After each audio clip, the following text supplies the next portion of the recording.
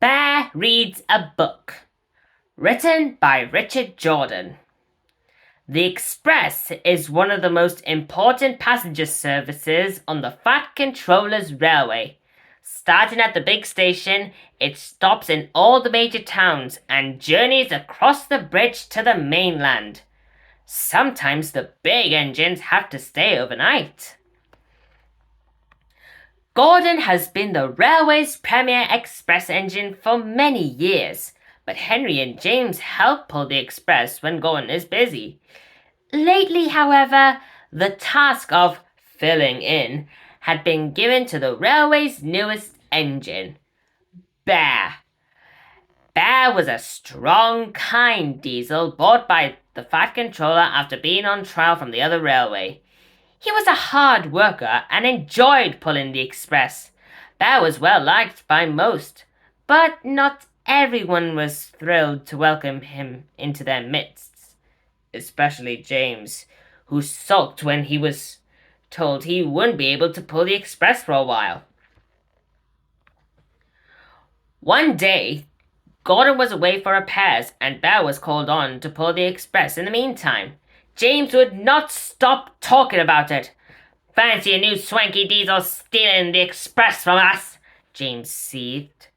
"He hasn't stolen it, James," said Edward. "He only takes it when Gordon is stealing, and I won't put up with it."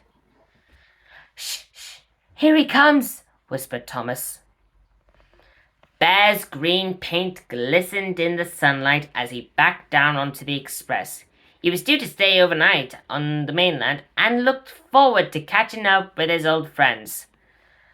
"I haven't seen some of them since I came here. It will be good to chat with them," he smiled. James, not being able to control his tongue, suddenly burst out, Going to boast to your friends how you've infiltrated a perfectly peaceful railway and stolen their express?"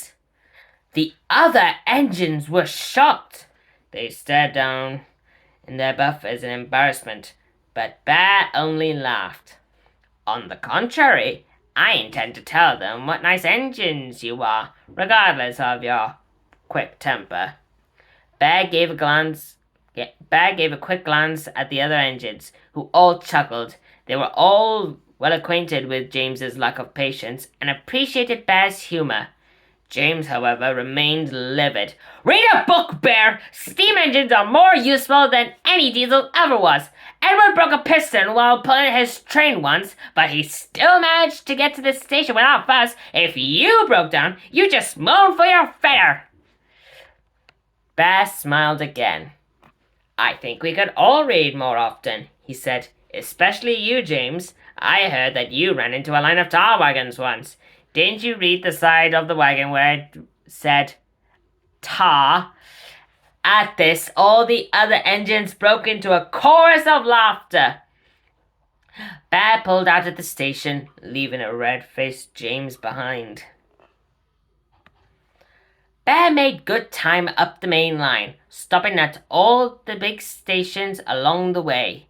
A couple of times, Bear stopped a little too late and nearly caused his front coaches to miss the platform.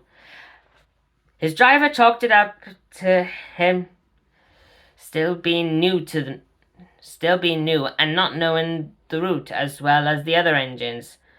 But Bear could sometimes get lost in his thoughts and not fully attend to what he was doing. The sun was beginning to set as he made his way across the bridge to the mainland. Bear smiled as he thought about which of his friends he might be at the depot that evening and what they might talk about. He then remembered what James had said and felt a little ashamed. He hoped he hadn't upset James with his jokes. He generally liked working on Sodor and was afraid he had sowed a bad seed with his new friends. He was so preoccupied that he forgot to slow down as he entered the busy yard at the mainland station. He whipped around into the platform and suddenly realized that if he didn't stop, there might be a crash. He clamped down hard on his brakes, but it was too late. He crashed through the office and careened into the station bookstall. Luckily, no one had been hurt, but the bookstall was smashed to pieces.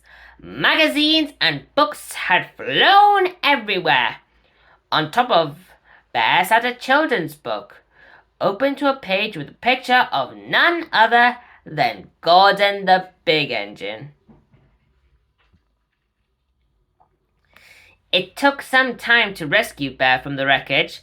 Thankfully, he only sustained some minor scratches, but he felt very, very silly. News soon spread of Bear's accident. Bear was worried that when he returned, James would be even more cross with him. But he found that James was much more friendlier than he ever had been. Well, Bear, my friend, now we're even, James chuckled.